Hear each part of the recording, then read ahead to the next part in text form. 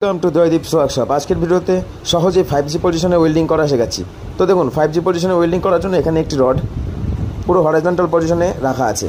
তো রডের অ্যালাইনমেন্ট হয়ে যাওয়ার পর আমরা এখন ওয়েল্ডিং যে ইলেকট্রোডটা রয়েছে সেটা আমরা একটু 45 ডিগ্রি কোণ করে আমরা ঠেকাবো। এবং দেখুন 3টে গ্রাফ আছে এখানে।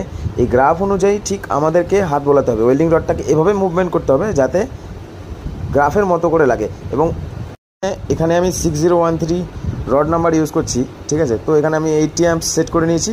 চলুন শুরু করা যাক, ওয়েল্ডিং শুরু করছি, ঠিক আছে। এবার দেখুন এটা এমন একটা ক্রিটিক্যাল পজিশন যেখানে আপনাকে খুব নিচের দিক থেকে শুরু করতে হবে কাজটা।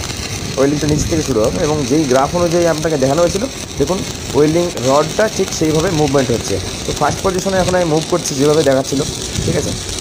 জিগজ্যাগ পজিশন বা জিগজ্যাগ গ্রাফ বলতে পারেন, যেভাবে আমি ডানে বায়ে ঘোরাচ্ছি ঠিক কীভাবে আপনারা আস্তে আস্তে রডের উপর হালকা হালকা প্রেশার দেবেন, কারণ রডটাও তো গলে গিয়ে সেই জায়গাটা পূরণ হচ্ছে। তো রডটাকেও আপনাকে আঁকাতে হবে উপর দিকে, আর হাতে সাথে এই যে তালে তালে দোলানো হচ্ছে।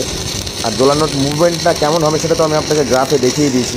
দেখুন লাস্ট পজিশনে কাজ করছি, লাস্ট যেই জিগজ্যাগ মুভমেন্টটা ছিল, ঠিক আছে। তো দেখুন এখন কত সুন্দর ওয়েল্ডিং হয়েছে।